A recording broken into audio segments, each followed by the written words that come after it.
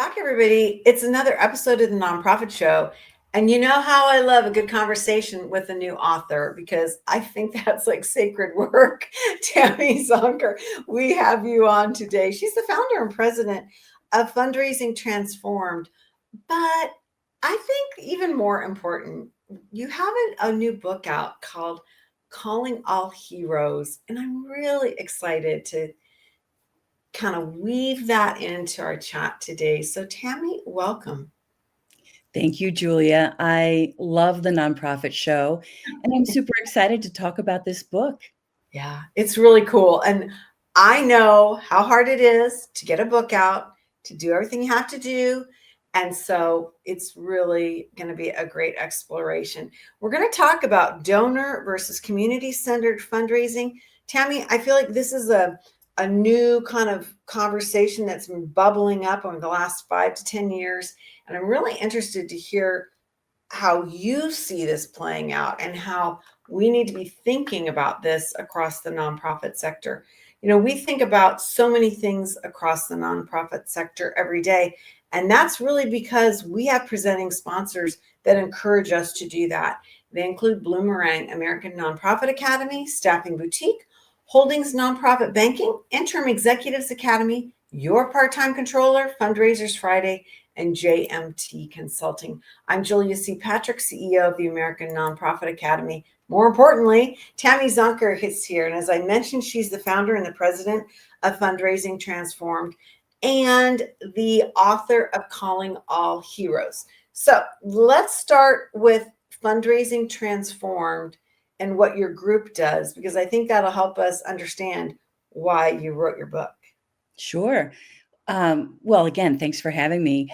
Fundraising Transformed, I founded this company, goodness, like 17 years ago.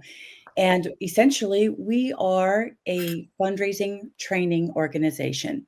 We want to help equip fundraisers, whether they're brand new fundraisers or more seasoned fundraisers, to do fundraising well, to do it ethically, and to do it effectively, to really engage their communities and move their mission forward. Mm-hmm. It's so yay team on 17 years of doing anything. I mean, that's great. How have you seen fundraising change in that over that trajectory, nearly 2 decades? It's got to be astonishing. It really is. I mean, I've seen it change from obviously it's we're migrating from more transactional fundraising to more relationship-based fundraising, more connection, and I think that's in a really important piece. And let's face it, no one set out to be a transactional fundraiser. It was right. I mean, we were doing what was best practice. Yeah. And so I think that's a big change. Yeah. And I think that, I think that supporting nonprofits, the sector was kind of like, oh, that's nice. It may have been viewed that way, but more and more increasingly, I think people are really understanding that we fill a really crucial void in our communities, right? Things that government and corporate just can't do by themselves. And my whole theme, even in Calling All Heroes, is about unity, and that it takes all of us working together to solve the problems that plague our communities and our country. Mm-hmm. You know, I love that you said that. And I haven't had that many folks really step back and articulate it in that way. And that, the moral value system as we approach philanthropy is now much more common sense. It's like we like to have museums or strong schools or parks or whatever the heck, right? Hospitals. And so those are philanthropically supported. So if we want those quality of life issues to flourish, we need to step up versus like it's a nice thing to do. Yeah, I think this is very interesting. I love that you've been able to kind of see this trajectory and experience it and talk about it. So as part and parcel to that, can you help us understand what the human-centered mindset is? Because I think that's going to kind of lead us through our conversation today. hmm Well, first of all, Julia, I love that you call it a mindset because that is exactly what it is. Mm-hmm. So, this human centered mindset is fundamentally about recognizing that everyone involved in the philanthropic process and the nonprofit ecosystem brings unique value, right? Okay. That there's their lived experiences, their expertise, their contributions, and that all of those things really deserve to be respected and valued. And so this human-centered mindset is really deeply entrenched in 5 principles. The first being listening, right? Which is so human, right? So listening, asking those insightful questions, being curious and listening with really thoughtful attention, not listening to respond, but listening to understand, which leads us to the second principle, which is empathy, really understanding and sharing the feelings of others, even those who have lived experiences that we cannot understand. We haven't walked that path, but through that deep listening and that empathy, we can get as close as we possibly can to that deeper understanding. Belonging is the third principle, creating that space where people really feel like they are accepted and valued as part of a group and needed as part of a collective. The fourth is shared values, and we all know that shared beliefs and values are really what drive philanthropy and volunteerism and goodness. Mm-hmm. And that fifth pillar or principle is authentic partnership.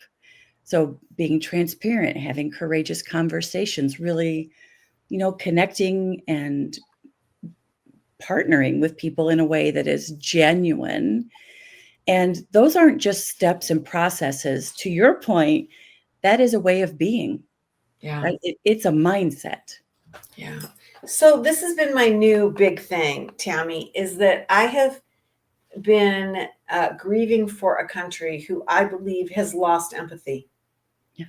And it's just kind of like hit me literally, when you see a swirl of change and poor behavior and vitriolic communications from all sides, from all things, just driving down the street, right?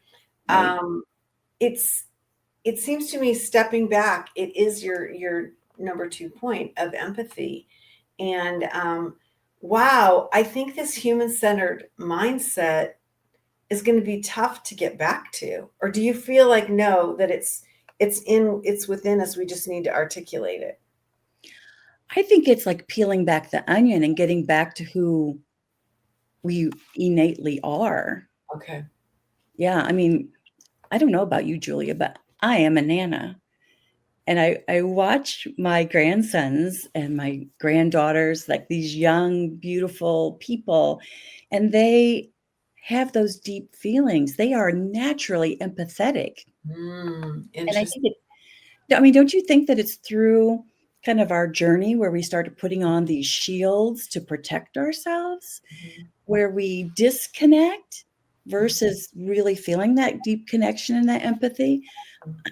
I think it's within empathy is within all of us. We've just got to peel the onion and get back to our authentic selves. Mhm.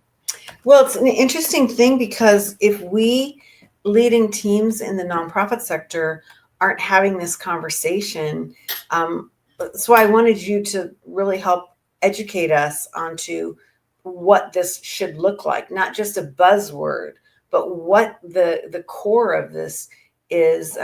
It seems like we need to start that. It in our team meetings, our group meetings, hammering this up with our own groups, right, of leadership and Yeah, staff. It's not just a leadership issue, but I mean, it's like a communications thing. all of the above. I agree 1,000% with you. I think that it is a leadership thing, and every one of us has the opportunity to be a leader every single day. Right. So again, it's more about shedding, um, shedding ego, shedding self-interest, and saying, how can we unify? And honestly, Julia, that's what the book was about. That's why I wrote the book. And that is that I feel like, there's been donor-centered fundraising, which Penelope Burke introduced in the early 2000s. And it was really about making certain that the donor was thanked promptly and accurately and knew the impact of their gift. Fantastic. And then about 10 years ago or so, community-centered fundraising entered the picture. And that was about justice and inclusiveness and, valuing all people in the process, not just donors. And I don't know if what you've seen, but I know for me, I've really seen organizations struggling, like trying to pick one. Right. I agree with you. I 100% agree with you. Yeah. Yeah.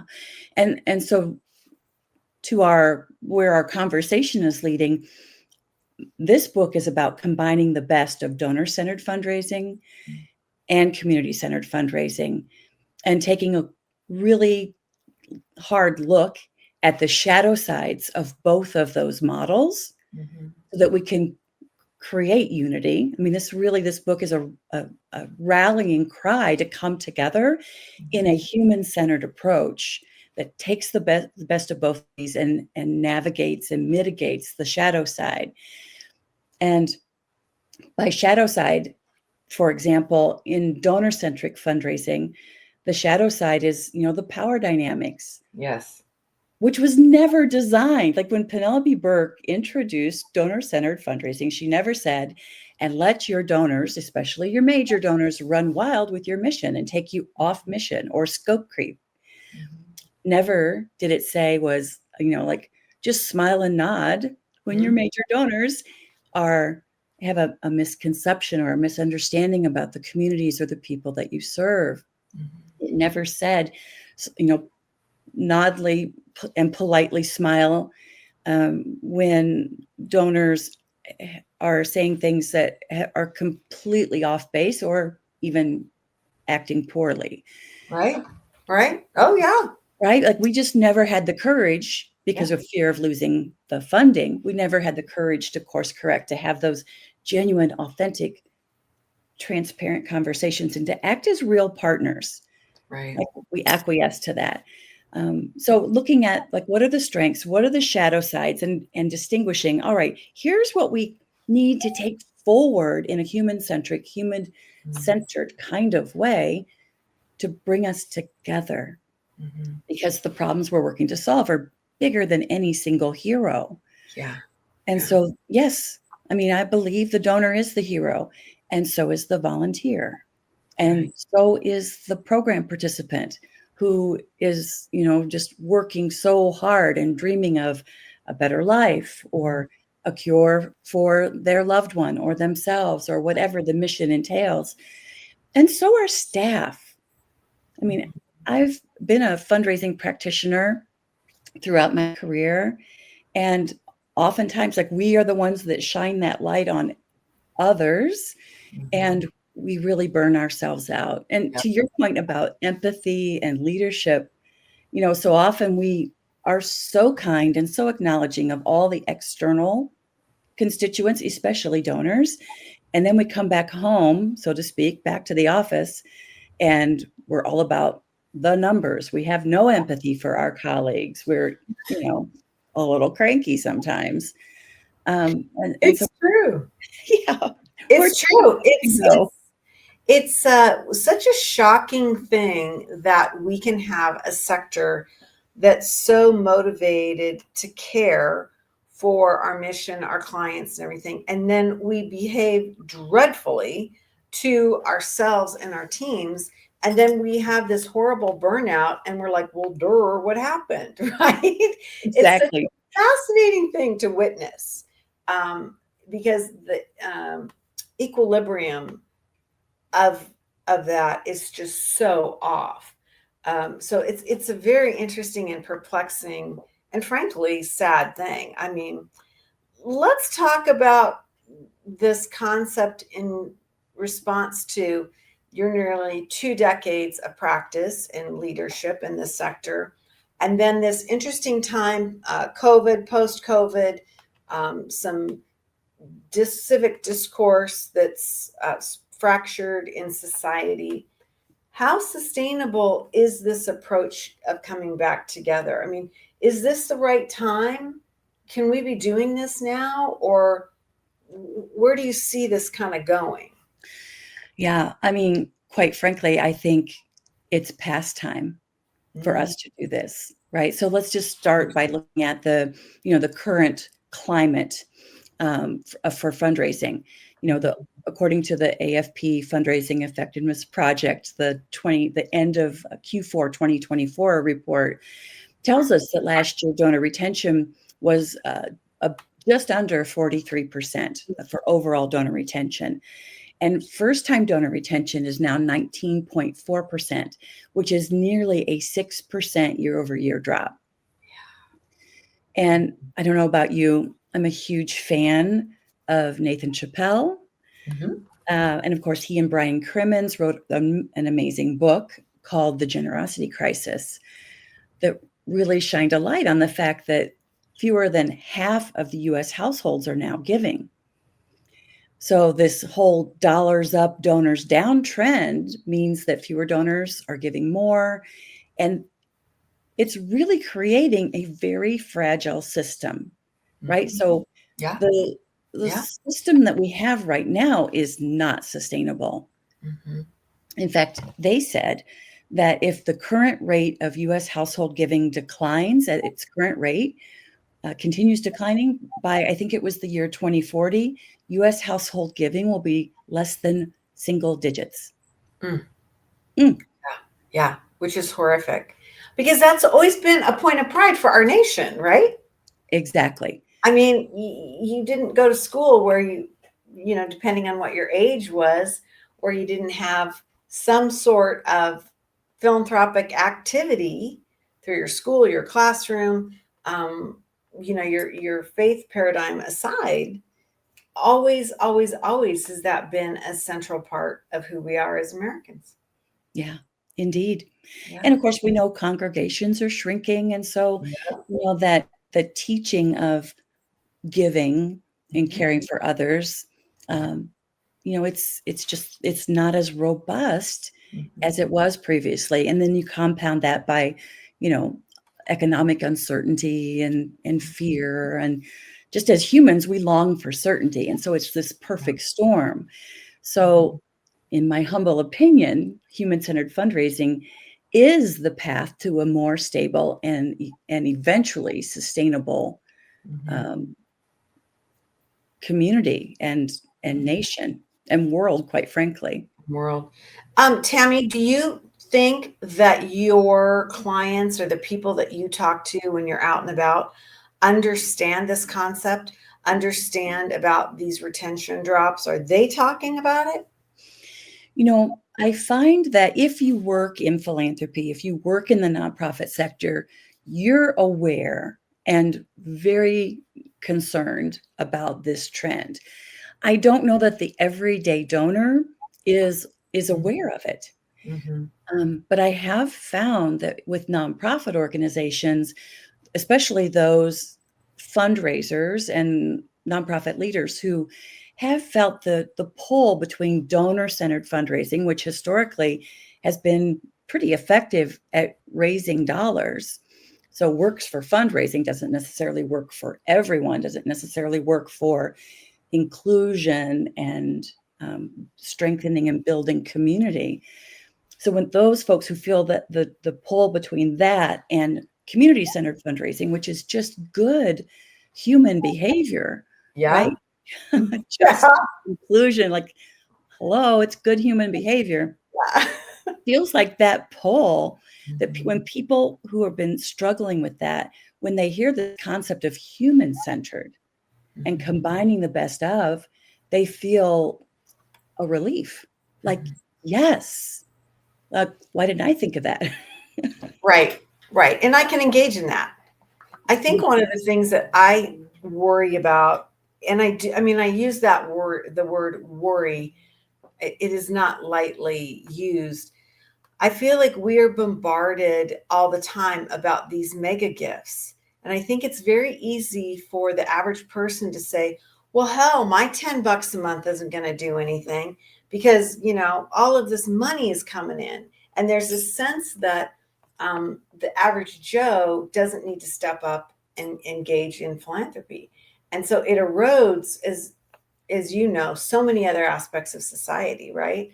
Yes. But those mega gifts that get a lot of attention are not really going to carry us through. No, I agree with you. I mean, thank God for them. Yes, undoubtedly. And it gives us the opportunity to restore the trust that has been lost with the everyday donor and to raise awareness that collectively these gifts, your gifts, really add up to move the needle, to make a difference, to expand services, to help more people. But in so many ways, we are our own worst enemies.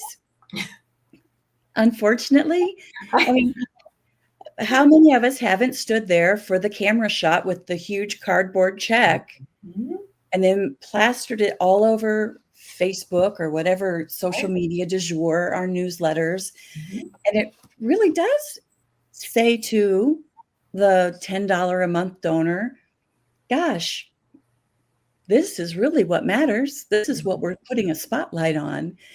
So again, let's flip that and say, what is the opportunity to shine a light on the collective impact of small everyday donors, the collective impact of people who give their time? I mean, I personally believe time is more valuable than money. Like, I can make more money. I haven't figured out how to make more time. Right. Right? It's true. That's a great way to look at it. Yeah. Yeah. And what about those community advocates, the people who are willing to stand up and contribute the voice of the lived experience in the communities that we're aiming to support, like to try and solve those problems without that empathy and listening and deep insight into what are the root causes. Again, all of it really rolls up to, we need each other. Yeah. Yeah. One mega donor is not going to save the day. No. And it's an interesting thing because I think we need to have this conversation about the community-based approaches to solving or continuing on towards missions that we like, that we want to support in our communities, right? But I think here's the rub.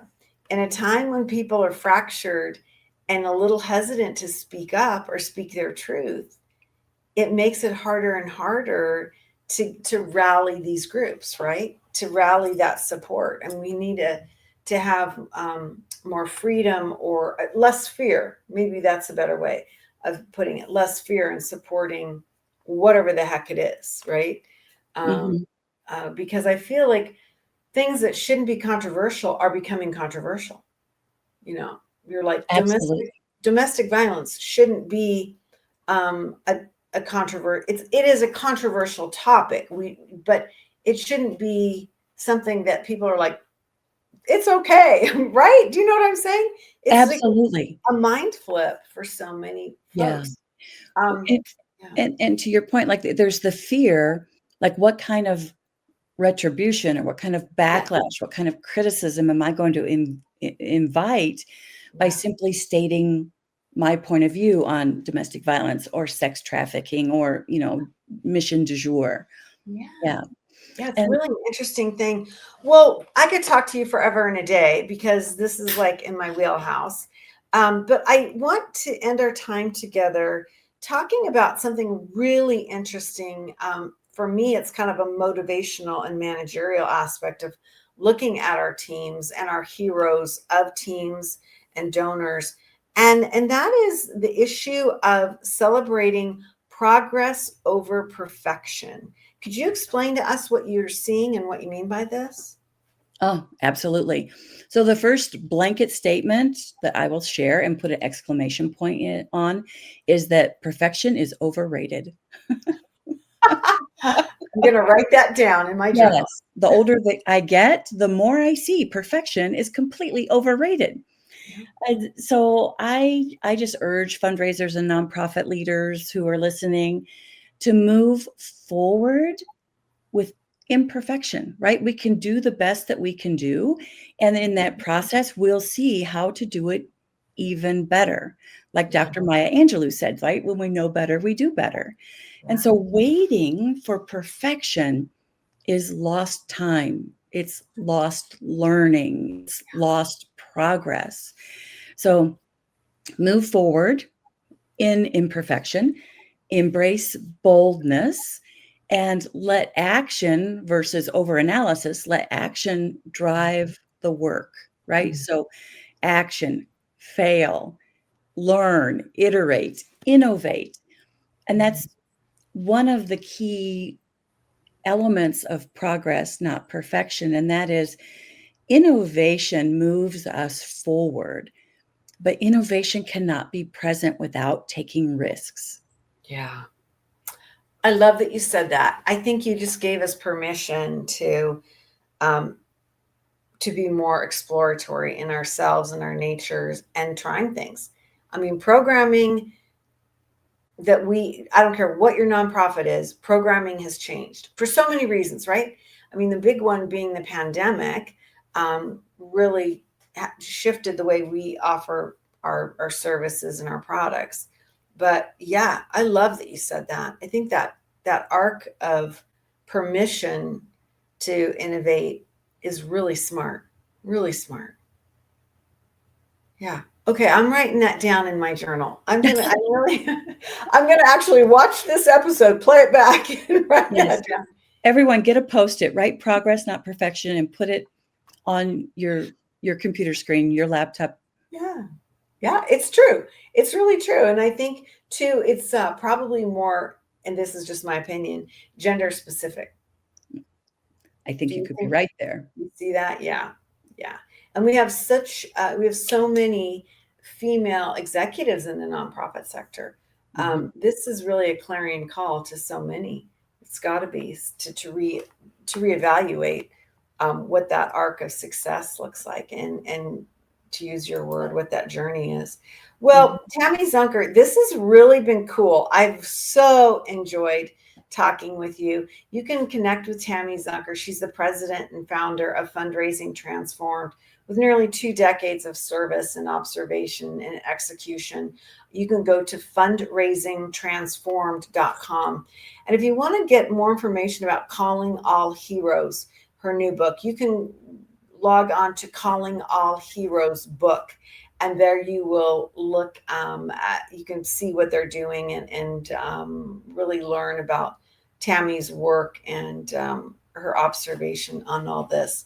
And I see that we were not perfect, Tammy, in creating this slide because we misspelled heroes. So it's Oh dear. callingallheroesbook.com.